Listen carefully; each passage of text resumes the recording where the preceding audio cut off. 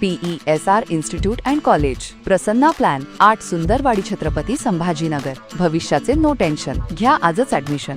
PESR institute and college.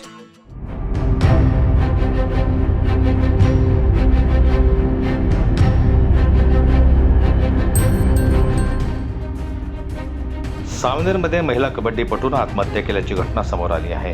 कीटकनाशक प्राशन करून महिला कबड्डीपटूनं टोकाचं पाऊल उचलत आपलं जीवन संपवलंय. आपली आर्थिक अडचणी सुटका व्हावी म्हणून नोकरी मिळवून देण्याचं आमिष आणि लग्नाच्या नावाखाली झालेल्या फसवणुकीमुळे कबड्डीपटूनं टोकाचा निर्णय घेतला असल्याची माहिती समोर आली आहे. घरातील आर्थिक परिस्थिती हलाखीची होती. शिक्षण घेऊनही हाताला काम मिळत नव्हतं. त्यातच एका तरुणानं तिला नोकरी मिळवून देण्यासाठी लग्न करण्याचा प्रस्ताव तिच्या समोर ठेवला. नोकरी मिळेल या आशेनं महिला कबड्डीपटूनं त्या तरुणाशी लग्न केलं. मात्र काही दिवसांनी आपण लग्न करून फसल्याचं तिच्या लक्षात यायला लागलं. त्यातच त्या तरुणानं मानसिक त्रास द्यायला सुरुवात केली. हा मनस्ताप असह्य होऊ लागल्यानं तिनं अखेर कीटकनाशक पिऊन आपलं जीवन संपवलं. ही घटना सावनेर पोलीस ठाण्याच्या हद्दीतील माळेगाव टाऊन येथे रविवारी घडली आहे. मृत महिला कबड्डीपटूचं नाव किरण सूरज दाडे व 29 राहणार माळेगाव टाऊन, तालुका सावनेर असं आहे. तर स्वप्नील जयदेव लांबघरे 30 राहणार पटकाखेडी, तालुका सावनेर असं या प्रकरणातील फरार आरोपीचं नाव आहे. किरणनं सावनेर शहरातील डॉक्टर हरिभाऊ आदमने महाविद्यालयात BA पर्यंतचं शिक्षण पूर्ण केलं.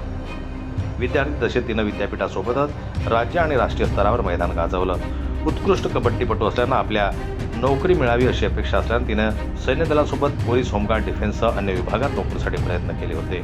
नोकरी मिळवण्यात यश येत नव्हतं. त्यातच घरात परिस्थिती आर्थिक बेताची होती. त्यामुळे तिनं सावनेरातील डॉक्टर अनुज जैन यांच्या डेंटल क्लिनिकमध्ये कामाला लागली.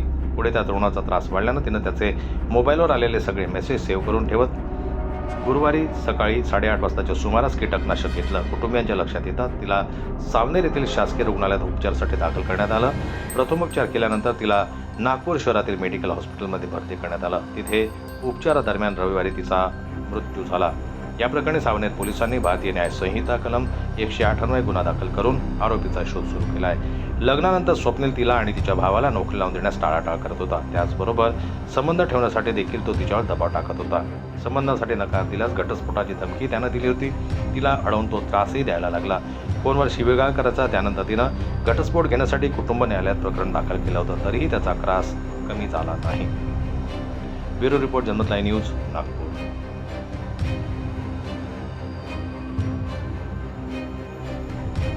मराठी बातम्यांसाठी जनमत लाईव्हला लाईक करा, सबस्क्राईब करा आणि बेल आयकॉनला दाबायला विसरू नका.